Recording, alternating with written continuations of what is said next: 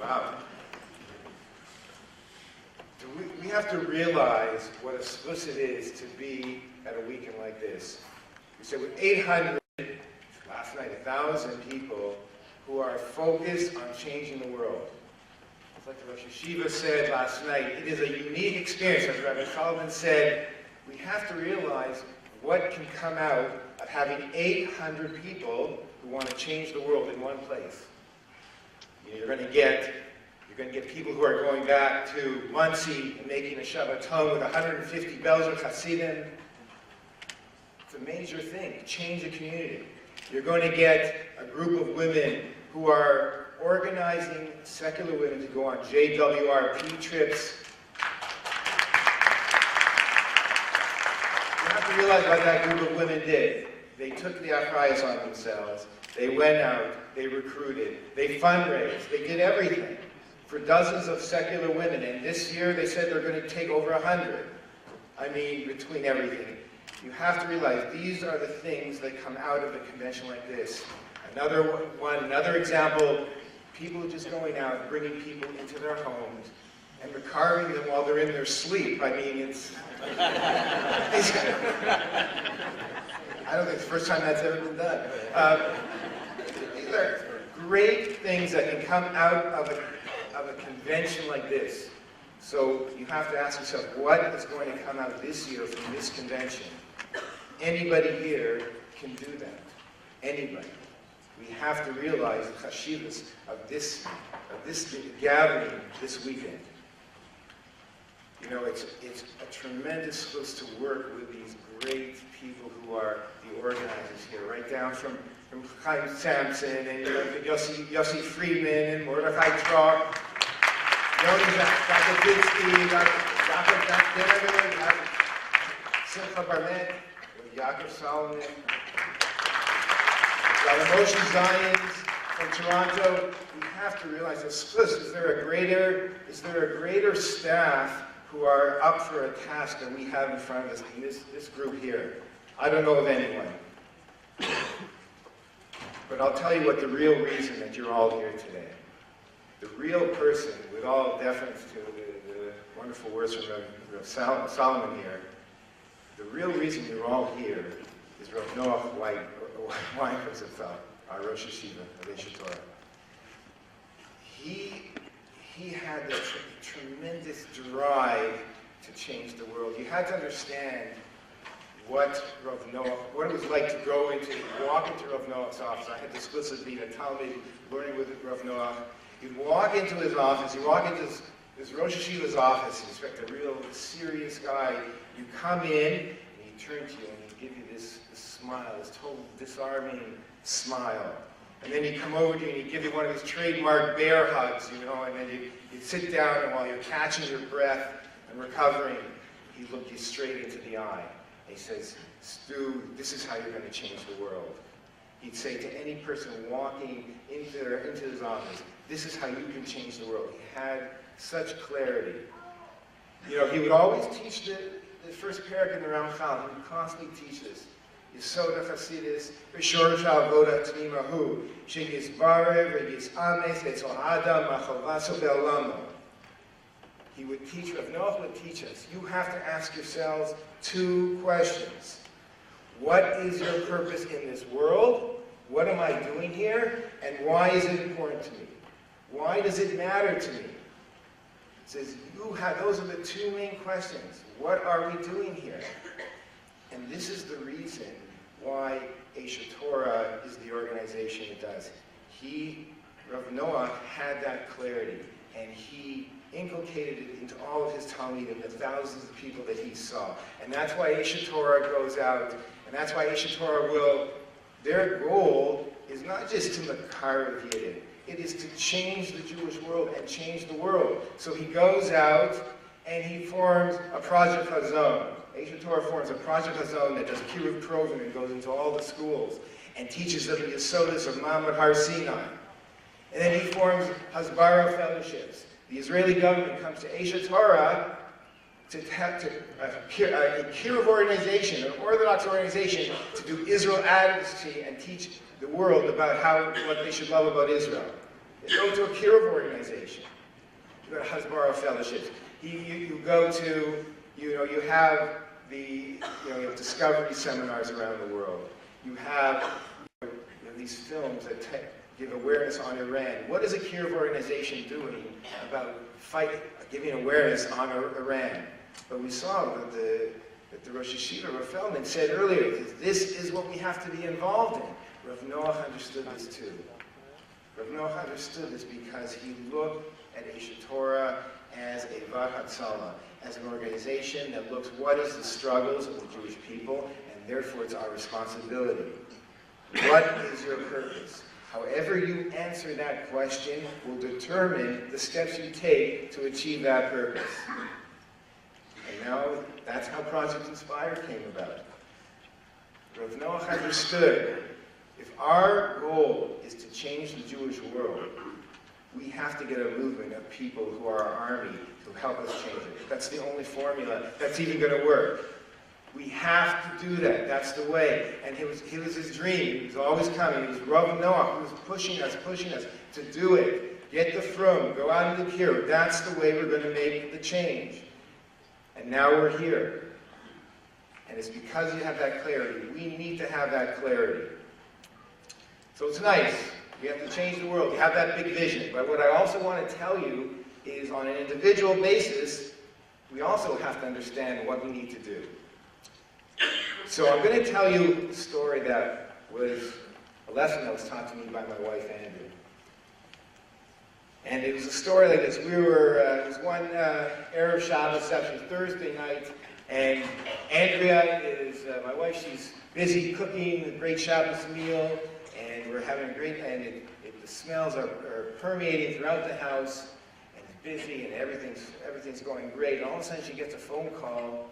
She picks up the phone Thursday night, and it's a friend of ours. We were friendly with this one girl, and she actually happened to be dating this one guy, and they were on the pathway to becoming frum, and they were sort of like in in that stage where should we get serious, should we not? How serious should we be? He was really into Yiddishkeit. He was very involved. He was, let's say, moving at 80 kilometers an hour, and she was moving more like at 20 kilometers an hour. And we were trying to sort of help them out, help them guide them in the right way, and it looked like a good potential shidduch. She calls up, and she says, listen, I know it's late, it's Thursday night, do you mind if, you have a guest for Shabbos? Can I come, and can my friend come as well? Let's call him David. So my wife says, sure, no problem. So we invite them over, we had lots of food, great. And she says, actually, I have one more question. Yes, I have one more guest. She's a friend, and do you mind if I have my friend over as well with us? One of my girlfriends. So my wife says, sure, no problem, lots of food. I just have one more question, if it's okay. There's one thing. She actually is not Jewish. Is that okay? Okay, we don't normally have non-Jews at our Shabbos table Friday night, but we figured, what, if it'll get her more into coming, we'll have her over. No problem. Actually, I have one more question. Do you mind if she actually happens to be a vegetarian? Is that okay? Will that be a problem? So I said, no. She said, vegetarian, no problem. She makes some salads, some vegetables, not a problem. We'll have her over, not a problem. She's actually, I'm sorry, she's not a vegetarian, she's actually a vegan. As I said, sorry, is that okay? So I said, vegan, she won't mind, you don't have to do a lot of fuss for her, it's not a problem. Sure, that's fine, absolutely, bring her over. I just have one more question. This is the last one, I promise you. Because she actually is gluten allergic. I understand if you say no, but really, my wife is like, okay, sure, we'd love to have it, not a problem. You don't worry about it. She gets off the phone, she's looking around in her kitchen, her challah is baking in the oven, she's got like this roast boiling over on the pot, and she's thinking, And a nice cake pastry that she just bought at the bakery earlier on as well. So, no problem. She has them over, and she figures we'll make do. So they come over, the couple, and the non-Jewish vegan friend, and they sit down, and you know what? Baruch Hashem, it went well. We had a great Shabbos meal. The conversation was great. It was a great meal. And it went through, and everybody was friendly. And my wife, she did great. She brought all the vegetarian meals out, and then we had all the meat meals, and everybody was happy. We were all happy. And then it came to dessert time. So she brings out all the pastries, no problem. And it brings out some fruit and everything, and so some fruit so everybody can have it. And then she puts out plates, and she's cutting cakes, and she's putting cookies, and she puts pastries in front of the friend, the non-Jewish friend. So the non-Jewish friend, speaks up, says, "Listen, I hope you don't mind. I don't know if they told you, but I'm actually allergic to all glutens." So my wife says to her, "Oh, I know that. That pastry actually is a non-glutinous cookies and cakes. I went out and bought some for you." So, if you ever saw a tear come down a person's eye over a cake, that's what would happen. And I'll tell you what, it affected her Jewish friend pretty strongly as well. So, Baruch Hashem, we had discussed just within 3 weeks ago to celebrate our son's bar mitzvah in Yerushalayim, Eshet Torah. And we had the friend, the guy, David, he showed up to the bar mitzvah. We still keep in touch with him. Just to give you really what's sort of fill in a little blanks since then. They actually worked everything out. They worked it out between them. They got married, Baruch Hashem, they got married. They have a couple of kids. And he happened, when they went back, they moved back to Yerushalayim, they made Aliyah. And he actually learned in yeshiva, and now he's in a smicha program in Yerushalayim.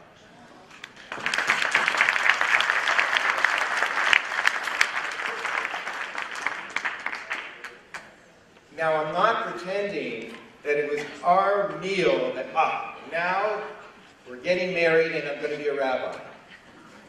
I didn't. But I'll tell you one thing. It was just one step in their growth. I want to tell you, our goal is not to make them firm. Our goal is to be one rung in their ladder of growth. One rung. That's all you have to be. If you're 2 rungs in somebody's growth, fabulous. 3 rungs, you're a superstar. But we have to realize we only have to be that one step. There's other people along the way in that couple who help them along the way onto their path in Yiddishkeit. That's all we have. We have to realize that. Kadosh Baruch Hu wants this to happen. Kadosh Baruch Hu wants them to come closer to Torah. He wants his children to come back to him. We have to be those kelim that just help them along the way. Make that hishtadlus. All we have to do is just care. We just have to care. Now, in that light, I want to tell you a vort, an incredible vort that I've heard from Rav Yaakov Weinberg Tzad. And so the Gemara in Baba Basra and Daf Chafalus brings down the takana of Rabbi Yeshua ben Gamliel. So Rabbi Yeshua ben Gamliel brings the takana that he instituted that you had to make a cheder for all of Klal Yisrael. All up to that point, the way that chinuch was happening is that fathers and sons would be teaching them, father to son, teaching themselves, and that was the chinuch system. Yeshua ben Gamliel made a change that all of Klal Yisrael had to form school systems which were supported by the public. So the Gemara says on that, Ilam Alehu, if it was not for that, Nishtachar Torah Yisrael. That Torah would have been forgotten from all of Klal Yisrael for that, because of that takana. So Rav Yaakov asks, interesting question. How many, and what was the reason that Rabbi Yeshua ben Gamliel made this takana? There happened to be Rishonim, that the Rishonim who did not have the fathers, these orphans, had no way to learn Torah. Everybody else who had their father, they were learning Torah, and they were getting the Masorah. The Rishonim did not have the fathers, so he had to make this takana. So Rav Yaakov asks, How many Yisonim do you think there were in Klal Yisrael at the time? 1%? Maybe 2%? You're telling me that for 1% or maybe 2%, I'm going to change the entire chinuch system of Klal Yisrael, which is the ideal chinuch system. I'm going to change that for a few Yisonim? And not only that, Rav Yaakov says, I'll ask you even a stronger question. He goes, Chazal say, Nishtakach Torah Yisrael. And if you don't do this, if you don't change your entire chinuch system, what you're going to have to, all of Torah is going to be forgotten. Listen, I have a good solution. Make a few schools for orphans. Make a few for them. And it's great. Then you don't have all these fundraising problems. You only have to go to 1 or 2 dinners a year for these things. And then it's showing it's done. All of Klal Yisrael would have forgotten Torah if they had not made this to come. So he says the lesson is this incredible lesson. If you think I'm going to have Torah for myself and my children, and it's the greatest system, and I'm going to learn Torah, and we're going to have Torah, but you know what? There's this group out there that, you know what? They don't have the advantages that we have, and okay, they'll get it their way, or we'll put them on the side, or I won't really care for them, I won't really put the full effort to care for them. If you think you are still going to have that Torah too, you're not. You're going to lose your Torah for yourself as well. You've got to care about Klal Yisrael. Torah is only effective when you are learning with a view to look outside of yourself, to be outward focused. If you are outward focused, that's when you're going to have Torah, that's when they're going to have Torah. That's what Rav Yaakov says. You know, we have to realize, and not only that, not only is that what we have to do, we have to care for other Yidden, we have to love other Yidden, we have to care for them and care for their Torah. But we also have to realize that's the best thing for us as well. We're going to benefit as well. I was speaking to a group of Smicha students a few weeks ago when I was in Eretz Yisrael at Esha Torah. And this is the message I told them. The face of Kiruv is changing. The face of Kiruv. You're going to go out there, you're going to come out, you get your Smicha and do Kiruv. You have to realize you come to Chutz La'aretz, the face of Kiruv is changing out there. You know how it used to be? When Kiruv, you learn it, you get your Smicha, you learn Kiruv, you go out there, and you go in some branch somewhere and you start doing Kiruv. Great. So you start working hard, you require a few people, 10, if you're great, 20 plus people per year, and you're working really hard. But then you also have to fundraise because there's a lot of money. You have to fundraise a lot of money for your operations. And then when you get to the certain stage where you're actually being successful, what do? You got to bring another rabbi in because you can't handle it yourself. So then now what do you have to do? You have to fundraise more. Makes it very difficult. How many people are we going to reach in this type of a system? The face of Kiruv is changing. The only formula that really will work is that if we become facilitators. The Kiruv workers out there can't just go out there and my goal is to mekarev each Yid. We have to become facilitators to get other people to mekarev Yiddim, who are going to get other people to mekarev Yiddim, and so on. That is the only formula that is going to work. Guess what? We are the facilitators. It's us, everybody in this room.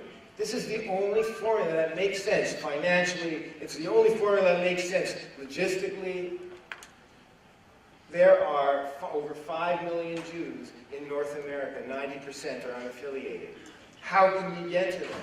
The only way is to change the way we look at Kiruv. Project Inspire and all of you here are changing the way that Kiruv is being done. That's what we have to go out with. That's what we have to come out with from this convention. We have to realize that we are changing Kiruv. This is the formula that can change the game. So, when we go out there, we have to do Kiruv on an individual basis, but we have to get our friends, not just keep it to this room, we have to get our friends to join, and they have to get their friends to join. And that is the way that we really can make the difference.